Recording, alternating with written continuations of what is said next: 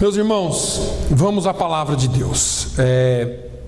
Eu estive trabalhando numa mensagem durante esses dias que Deus falou comigo, mais precisamente no dia 29 de junho. E eu vim trabalhando nela e ontem, na hora de eu imprimir ou transferir essa mensagem para o meu iPad, deu problema em tudo lá. E eu não consegui fazer nada, mas ela está no meu coração. E eu não quero de maneira nenhuma deixar de falar. Eu até procurei algo para falar, mas eu não quero falar aquilo que é de mim, porque isso está aqui. E é tão bom quando a gente chega na igreja e Deus confirma, né? E hoje cedo eu cheguei aqui na igreja e Deus confirmou que essa é a palavra. Então eu fiz um rascunho aqui, e ainda que eu não abranja toda a extensão daquilo que eu gostaria, nada nos impede de continuar falando sobre isso, porque nós estamos em família e eu quero que você entenda que é a palavra de Deus e Ele com certeza tem muito a nos falar a respeito disso. Portanto, eu quero que você abra a sua Bíblia em 2 Pedro, 2 Peter, capítulo 1, chapter 1. Nós vamos ler do verso 1 até o verso 7, verso 1 to 7, e depois nós vamos continuar daí em diante. 2 Pedro, capítulo 1, versículos 1 ao 7, eu vou focar um pouquinho depois no 5 e ao 7, mas eu quero que você acompanhe comigo.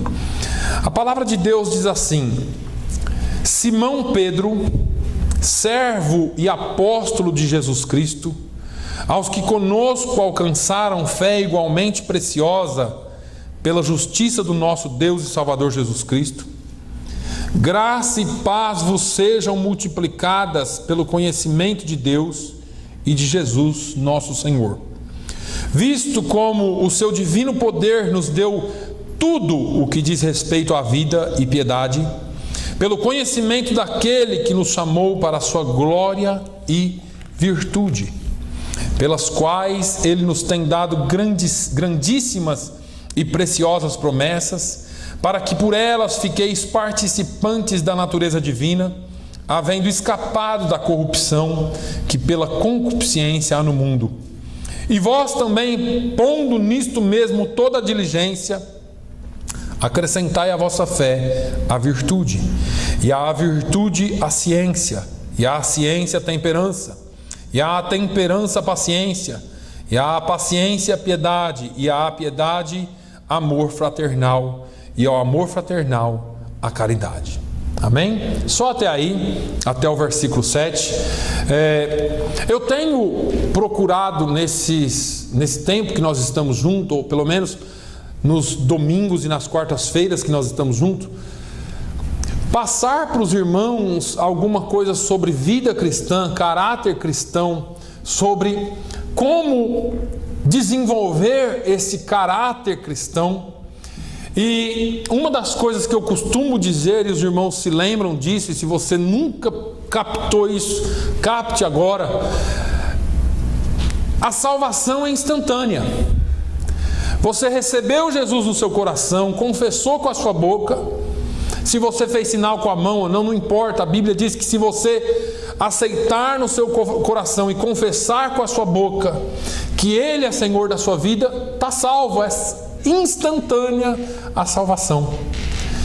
Mas a transformação que vem depois dessa salvação, ela é um processo. E nós temos falado desse processo aqui, porque nenhum de nós estamos livres de cair, nenhum de nós estamos livres de pecar, nenhum de nós estamos livres das coisas desse mundo, mas existe um processo de santificação, um processo que Deus vai trabalhando através da sua palavra em nós. E na quarta-feira eu usei aqui uma palavra e falei com os irmãos. Se você pode abrir a sua Bíblia em Romanos, no capítulo 12, versículo 1, nós conhecemos essa palavra de trás para frente, de frente para trás, recitamos ela, falamos ela, mas às vezes nós não entendemos muito bem a palavra de Deus, porque falta alguma coisa em nós. Paulo, falando aos romanos, a crentes Paulo não escreveu nenhuma das suas cartas ao povo ímpio, mas ele escreveu à igreja, escreveu aqui aos romanos e falou: rogo-vos, pois, irmãos, pela compaixão de Deus, que apresenteis os vossos corpos em sacrifício vivo, santo e agradável a Deus, que é o vosso culto emocional, certo? Racional. Vamos lá. E não vos conformeis com este mundo, mas transformai-vos pela renovação do vosso entendimento, para que experimenteis qual seja a boa, agradável e perfeita vontade de Deus. Eu vou abrir um parênteses aqui, um aspas aqui de novo. Ele falou para renovar, ou para nos transformarmos,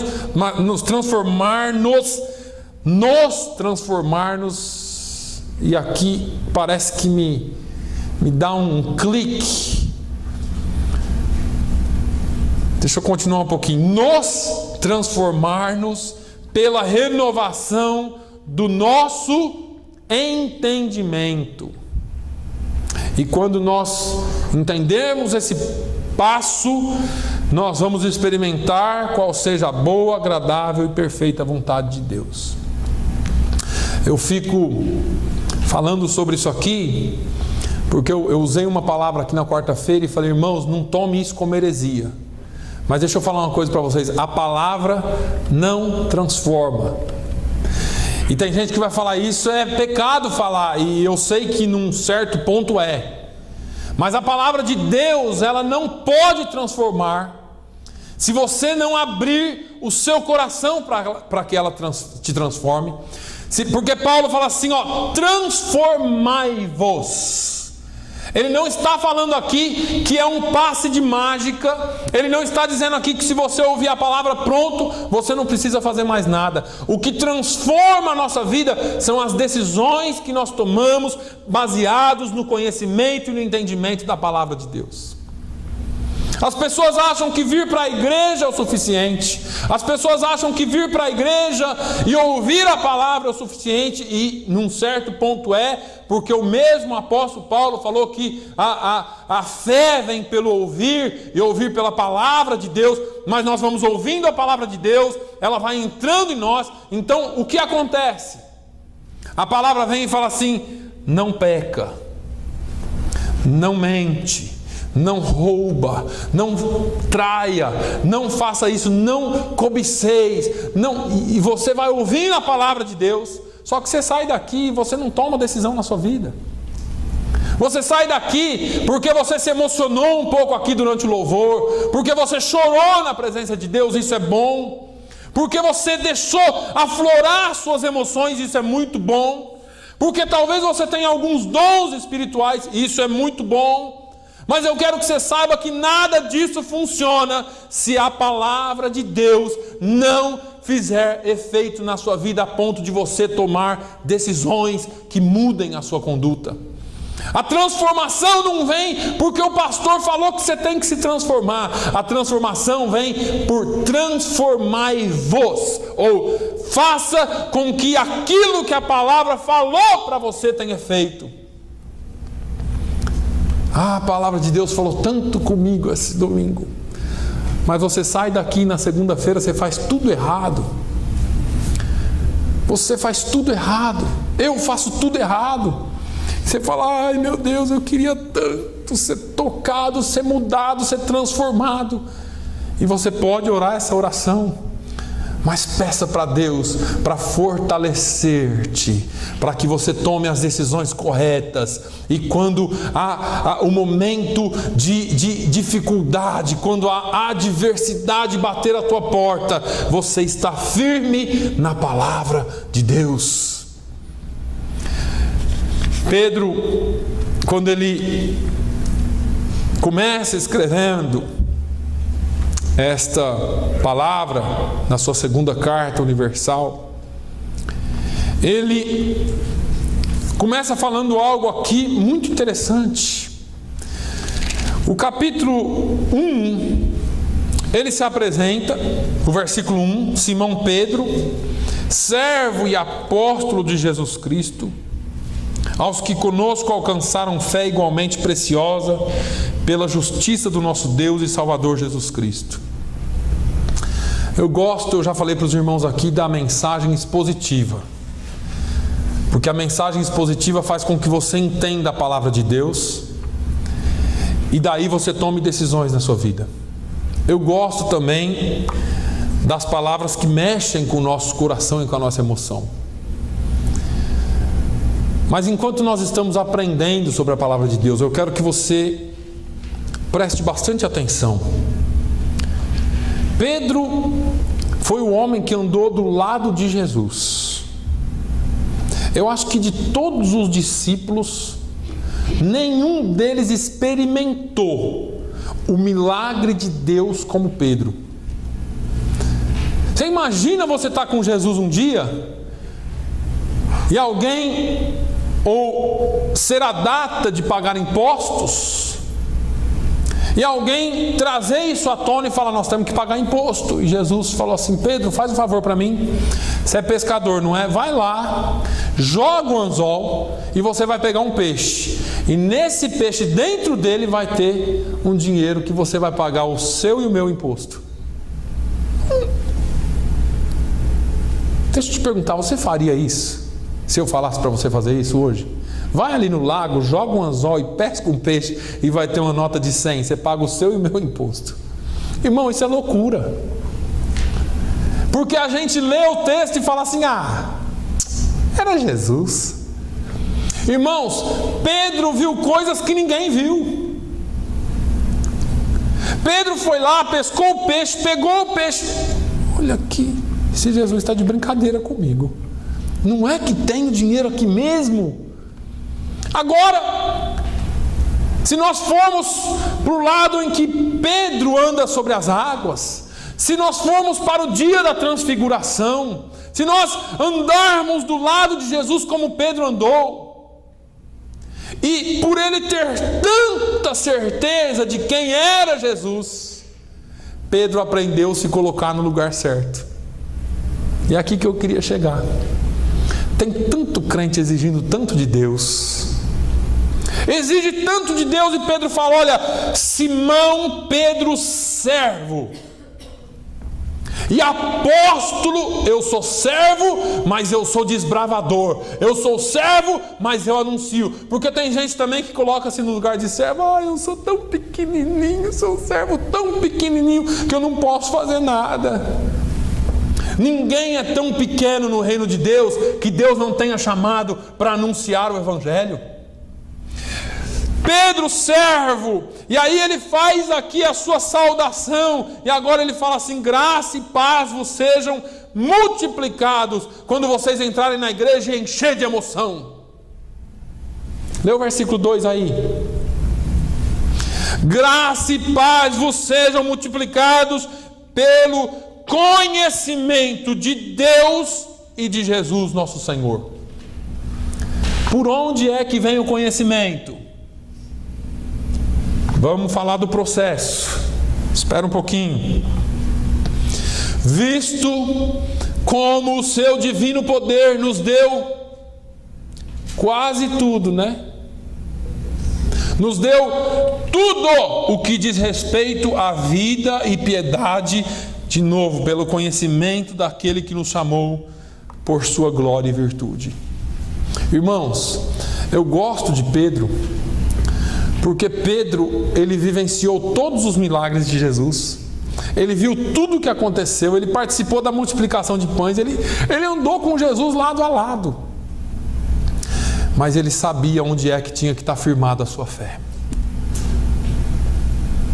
Ele sabia que o conhecimento de Jesus, que conhecer Jesus é importante. E nós só passamos a conhecer o nosso Deus através da palavra e desse processo de santificação que nós vamos chegar lá. Porque não tem outro jeito. Olha, visto como o seu divino poder nos deu tudo, tudo que nós precisamos já foi dado. O fato é que nós estamos aqui e nós estamos sempre esperando um grande mover, nós estamos sempre esperando um grande derramamento, nós estamos sempre esperando chegar uma multidão aqui e entrar na igreja. Não, irmãos, Deus já nos deu tudo o que precisamos para fazer a sua obra e para viver em conhecimento, para andar com Ele, para caminhar com Ele e para sermos apóstolos, desbravadores do Evangelho para Ele. Nós temos a grave tendência de nos preocupar com o nosso fruto e ignorarmos a raiz da qual ou pela qual o fruto cresce. Pastor, eu falei para os irmãos que Deus confirmou essa palavra hoje porque o pastor está pregando sobre a mesma coisa em outro verso, sobre esse processo. E é interessante que às vezes nós estamos dando juá. O senhor lembra do juá lá no Brasil? Aquela fruta espinhosa? Quem morou no sítio sabe do que eu estou falando. É um arbustinho assim que dá no pasto, nasce uma frutinha amarela bonitinha, mas as folhas desse arbusto é cheio de espinho e o fruto também nasce todo espinhosinho. Chama juá. Tem hora que nós damos juá, mas nós queríamos dar morango, maçã, pera. E você pergunta, mas como que eu faço para parar de nascer juá nesse negócio? E o pastor disse hoje de manhã, vai para a raiz. O negócio é na raiz. Às vezes nós estamos tão preocupados com o fruto e esquecemos que o problema é a raiz pela qual o fruto nasce. A semente que foi plantada. É interessante que Paulo falou, se eu não me engano, aos Efésios ou Filipenses, falou que da maneira pela qual, ou a maneira pela qual você recebeu o Evangelho, ou Jesus Cristo, assim pregai, assim anunciai. E eu fico vendo todo esse tipo de evangelho frouxo que é pregado hoje, um evangelho sem base bíblica, um evangelho firmado somente em coisas, somente em milagres, entre aspas, e as pessoas recebem esse tipo de evangelho e ensinam esse tipo de evangelho. O problema é a raiz. O fruto não importa, porque se a raiz estiver apodrecida ou se a raiz for errada, você vai produzir o fruto errado. Jesus falou isso. Como pode brotar água doce e água amarga de uma mesma fonte? Como que uma árvore pode dar fruto bom e fruto ruim? A árvore ou o coração ou a pessoa boa tira do seu bom tesouro boas coisas. Agora aquele que é mau tira do seu mau tesouro as coisas más. E às vezes nós ficamos tão presos a essas coisas e achamos que isso pode ser mudado com um quick fix, como diz o americano. Uma solução rápida. Eu vou lá na igreja e oro, e o pastor ora por mim e está resolvido o meu problema. E eu falei uns dias atrás aqui, às vezes a gente deixa um problema por 20 anos na nossa vida. E depois você quer que o pastor ore e resolva aquilo em 1 minuto. É engraçado isso. Oração poderosa, viu? É verdade. É um processo. Pastor, meu casamento está uma maravilha, né? Para não falar outra coisa. Mas o que aconteceu? Brigou lá? Não, faz 20 anos que nós estamos numa briga constante. Ora por nós, pastor. Orar.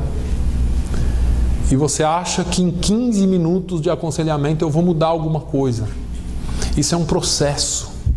É caminhar junto, é tomar decisões, é fazer renúncias, é tomar um passo diferente. Pastor, eu estou com um problema de dívida que, olha, o que foi? Perdeu o emprego, irmão? Não, eu estou afundado já faz 10 anos.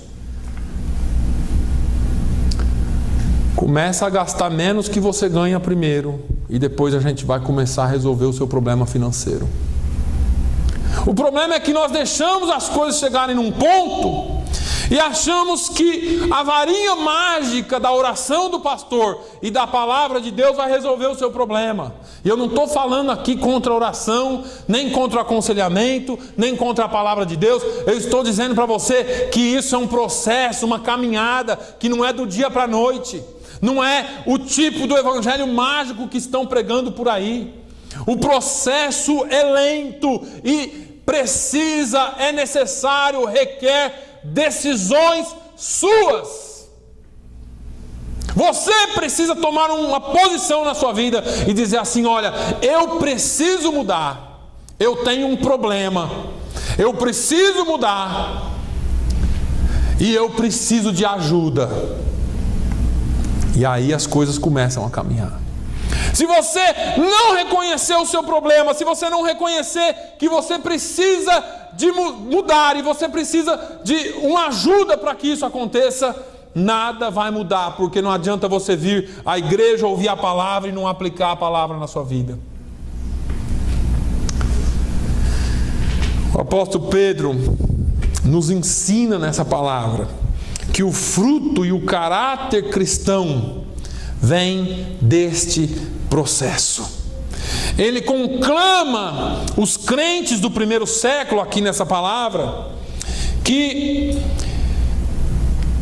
eles precisam tomar alguns passos na sua vida, e ele deixa aqui claro que Jesus nos deu tudo. E eu queria caminhar um pouquinho por esses passos com os irmãos, mesmo que a gente não tenha tempo suficiente.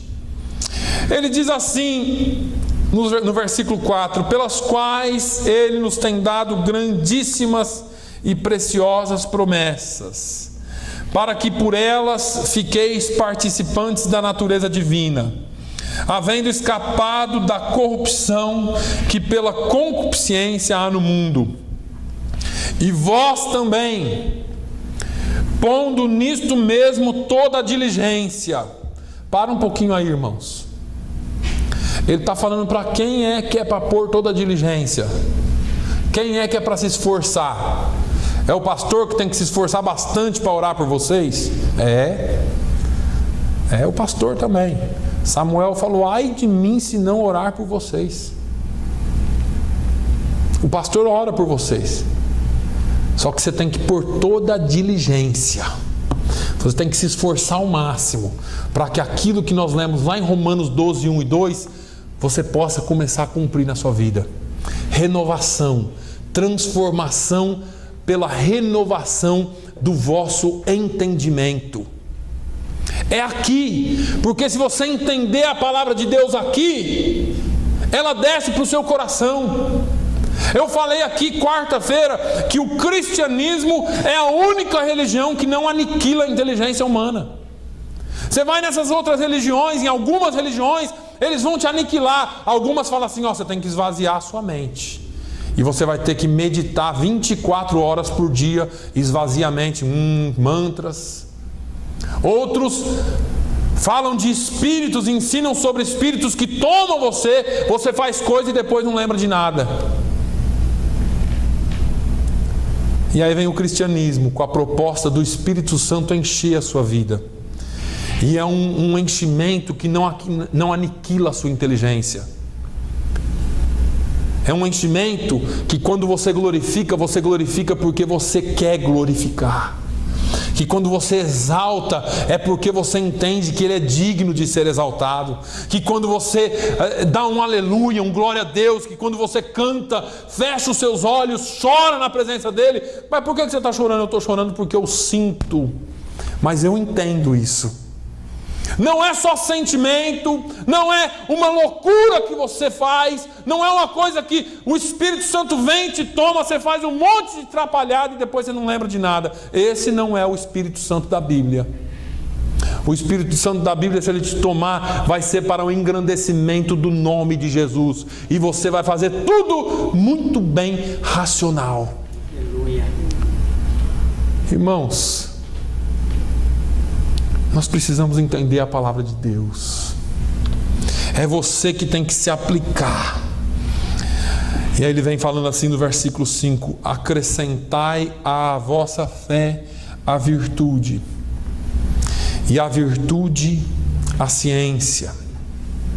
E a ciência, temperança. E a temperança, paciência. E a paciência, piedade. E a piedade, amor fraternal. E ao amor fraternal, caridade. Ele fala aqui de pelo menos 8 elementos que podem mudar a sua vida por completo. É essa transformação, essa renovação, é esse processo pelo qual eu e você precisamos passar.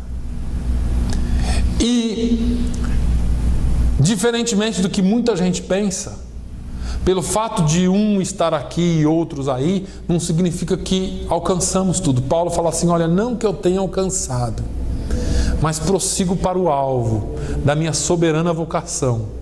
Irmãos, todos nós estamos em processo. Todos nós estamos em construção. Todos nós estamos sendo trabalhados nesse momento. O primeiro elemento que ele destaca aqui é a fé. E essa fé não é o dom da fé, aquela que vem para você mover montanhas. É a fé na pessoa bendita de Jesus. É a fé que te dá firmeza. É a fé que você sabe a quem você serve. É uma fé que é diferente de todas as outras fés que se tem por aí. Porque essa é aquela fé que você encontra no versículo mundial e tema da fé em Hebreus 11:1.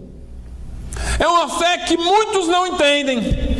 É uma fé que poucos conseguem entender. Porque quando você lê o capítulo 11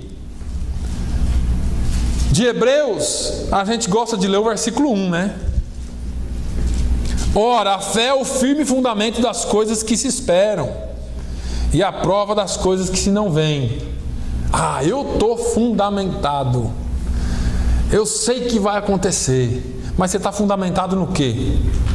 Porque quando nós falamos de fé e do versículo 1 de Hebreus 11, nós temos que entender que a fé é o firme fundamento. Quem trabalha com construção, ou pelo menos já viu aqui, sabe do que eu estou falando. Você não constrói nada em cima de nada. Você precisa construir as coisas em cima de alguma coisa. É aquela fé que Jesus nos deixou falando lá em Mateus 7, de 2 homens que construíram as suas casas em lugares diferentes. Um construiu sobre a areia, o outro construiu sobre a rocha. Por que a sua casa tem um basement? Não é para você entrar lá e fazer o que quer lá embaixo. Aquilo lá é a base, é o fundamento da casa. Quando vem a tempestade, a sua casa não vai embora por causa daquilo. A fé é o fundamento, é a base. É aquilo que eu já falei aqui, que Paulo disse, olha, assim como recebestes, anunciai. Qual é a sua base? Pedro está falando aqui que você precisa ter base. E para que você tenha uma base sólida, para que você tenha uma base completa em Jesus, você precisa de transformação, de renovação. Todos os dias da sua vida é um processo. Ele diz assim, olha, acrescente a essa fé, acrescente virtude. Você fala assim, virtude, o que é virtude? Tem muita gente que tem muitas virtudes, né? E eu acho interessante que a virtude que ele fala aqui não é a nossa. Porque deixa eu falar uma coisa para você, eu já falei isso aqui, parece até um chavão, mas não é. Você e eu temos virtudes. Mas Jesus, quando morreu na cruz, ele escolheu os seus pecados, não as suas virtudes. Ele falou, eu vou tirar os pecados. Essa virtude que Pedro fala aqui, não é a minha e a sua virtude. Essa Jesus também usa. Mas olha o versículo 3. Visto como o seu divino poder nos deu tudo o que diz respeito à vida e piedade, pelo conhecimento daquele que nos chamou por sua glória e virtude dele. Sua glória e virtude. A virtude que Deus, ou que Pedro está falando aqui, que nós precisamos acrescentar à nossa fé, é a virtude dele. é o que vem dele. São as coisas que vêm dele e não aquilo que é de nós mesmos. Porque se eu acrescentar alguma coisa à fé que seja meu, está corrompido. Irmãos, eu não tenho muito para dar. E eu não tenho muito para acrescentar se não for por Ele. E assim é a sua vida. Nós precisamos acrescentar a virtude dEle. Temperança. E eu acho que eu falei aqui alguns dias atrás que talvez essa seja uma das coisas que nós mais precisamos nesses últimos dias. A igreja equilibrada. A igreja que seja diferente. Porque nós somos convidados todos os dias pelo mundo a perder a cabeça. E tem hora que eu me sinto deixa pra lá. Tem hora que por tão pouco nós perdemos o centro. Acho que foi ontem ou antes de ontem, eu fiquei tão nervoso. Fui passando com a Vivian, tinha um carro estacionado e eu não vi, ele estava com as duas janelas baixas e tinha 2 pitbull dentro. E eles avançaram em mim para me morder. Eu fiquei tão nervoso, eu falei, como que uma pessoa deixa um carro assim, com os vidros abertos para o lado da calçada? Ele podia ter deixado os vidros abertos para o lado da rua. E fiquei nervoso, depois eu fiquei pensando, falei, nossa, mas que diferença que a gente pode fazer se a gente tiver temperança? Porque a gente é convidado pelo mundo e pelo nosso ser, o nosso eu, a todo momento a ter razão, a querer ser o melhor, a querer saber mais, a querer fazer melhor, a querer se aparecer melhor. E a palavra de Deus nos ensina e nos convida à temperança, ao domínio próprio, a ser mais humilde, a ser mais calmo, a ser mais temperado. E eu espero muito que essa palavra de hoje fale tanto com você quanto comigo, para que a gente alcance isso. Porque você não vai fazer diferença porque você tem dom de cura. Você não vai fazer diferença porque você faz isso ou faz aquilo diferente. Porque tem tantos outros que fazem aí. A diferença na sua e na minha vida consiste-se na diferença que a sunamita viu na vida de Eliseu. Vem aqui, meu esposo. Está vendo aquele homem lá? Vamos construir um quartinho aqui para ele, porque eu vejo que ele é um santo homem de Deus. A diferença você faz lá no seu trabalho, lá na sua escola, lá na sua casa, na sua vizinhança. Quando a confusão tomar conta lá no seu trabalho, você vai se envolver ou você vai ter uma palavra temperada para eles? Como a palavra de Deus nos ensina que a nossa palavra precisa ser temperada com sal. Será que quando o navio estiver afundando, que todo mundo estiver desesperado, será que você vai ter a temperança de falar assim, não se preocupa não, ninguém vai se perder? O barco está afundando e você está tendo uma palavra temperada para dar para as pessoas. Se preocupa não, vai dar tudo certo. O anjo do Senhor já falou comigo, nada vai acontecer. Irmãos, a Bíblia, a palavra de Deus nos convida a esse equilíbrio, mas nos convida à ciência ou ao conhecimento também. Essa ciência, esse conhecimento, Pedro fecha o seu capítulo 3 da sua segunda epístola dizendo: antes crescei na graça e conhecimento do nosso Senhor e Salvador Jesus Cristo. A Ele seja dada a glória, assim agora como no dia da eternidade. Amém. Graça é muito bom e a gente gosta desse negócio. Para mim, graça, para minha vida, graça, para a vida do outro, justiça. É sempre assim. Nós temos esse costume. Eu mereço ser perdoado. O que? Errou? Corta a cabeça. Eu sou sempre coitadinho. O outro merece ser punido. E todos nós estamos no mesmo patamar. Todos nós carecemos muito da graça de Deus. Porque sem ela nós não somos nada. E nós gostamos disso. Agora, quando fala de conhecimento, eu não vou nem te perguntar quanto tempo você passa lendo a palavra de Deus por dia, porque eu tenho vergonha de mim. Nós fazemos aquela devocional, né? Meia boca. Lemos aquele versículo de manhã, o pão diário, aquele comentário desse tamanho assim, né? Do pão diário. Está bom demais, chega de conhecimento por hoje, estou cheio de conhecimento. Mas Oséias, usado por Deus, disse: o meu povo está sendo destruído porque lhe falta o conhecimento. Não é porque falta entusiasmo, não é porque falta graça, mas é porque falta conhecimento.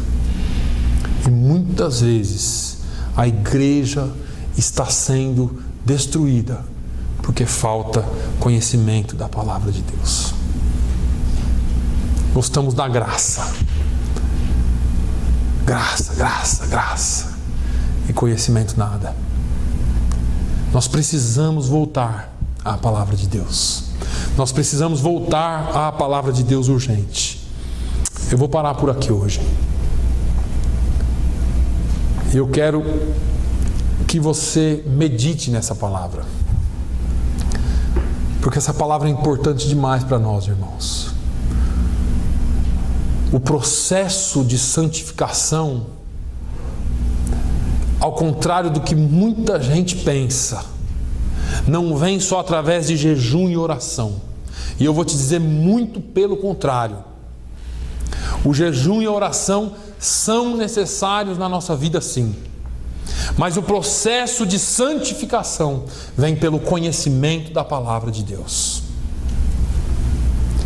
Vem pelo conhecimento da palavra de Deus. Os discípulos só foram cheios do Espírito Santo quando terminou a faculdade. Agora, vocês aprenderam o suficiente. Vocês podem receber e ser cheios do Espírito Santo. E daqui para frente vocês vão receber ousadia. Mas você precisa conhecer. Mas você precisa estar ciente daquilo que a palavra fala. Porque senão você vai sendo atingido todo dia por uma seta do mundo, sem você perceber.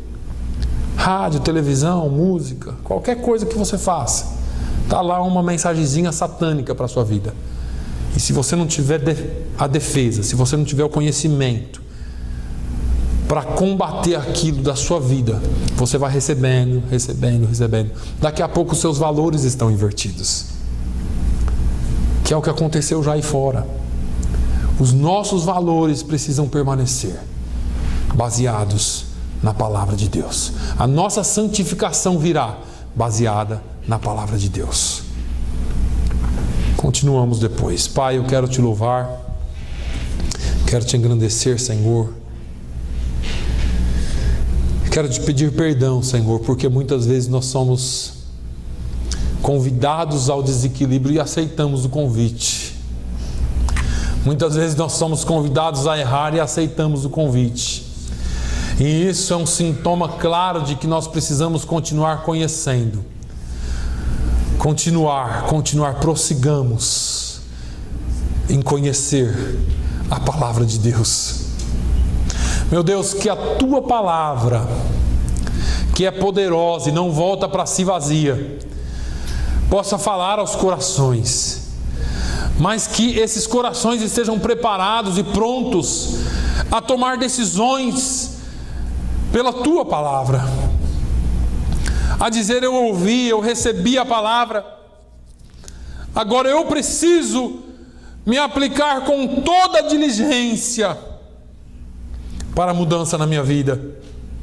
Senhor, no nome de Jesus, transforma-nos, ó Deus. Nos dê, Senhor, forças para que nós possamos controlar a nossa mente pela Tua palavra. Não receber mensagens e sair por aí com a cabeça vazia, Senhor, pensando em nada, ou pensando em coisas que são daqui. Meu Deus, eu quero, Senhor, que o Senhor comece a trabalhar mais em mim pela Tua palavra. Eu quero a cada dia mais ser transformado pela Tua palavra. Que o meu coração esteja pronto a tomar decisões, ó Deus, e atitudes de mudança, Senhor, de acordo com a Tua palavra.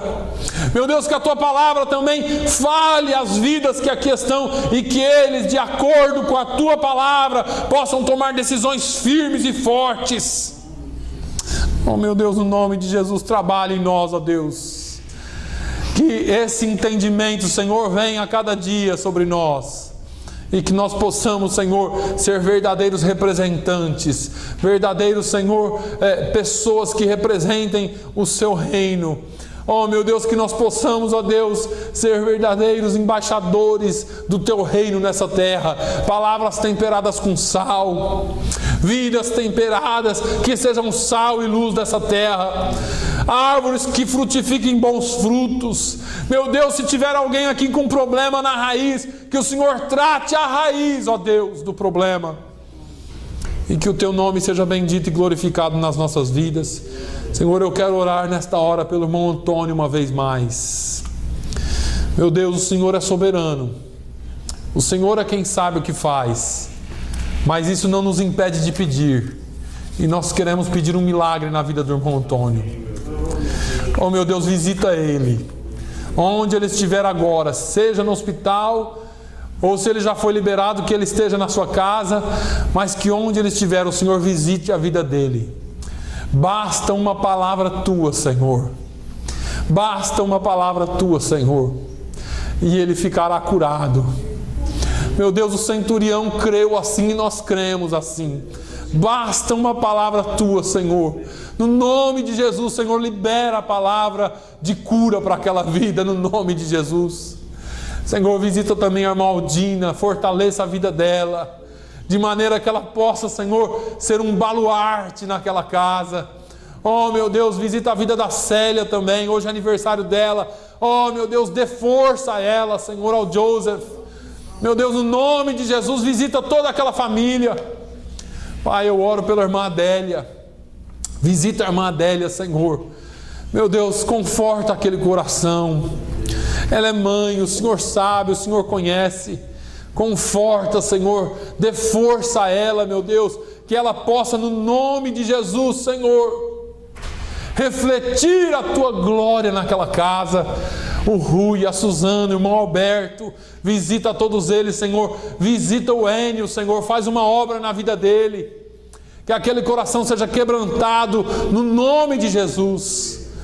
Meu Deus, nós oramos pedindo a Tua bênção sobre a vida de todos os Teus filhos. Que a Tua bênção seja sobre a nossa vida durante essa semana. E que nós estejamos sempre, tenhamos sempre os Teus louvores em nossos lábios. É no nome de Jesus que eu oro, Senhor.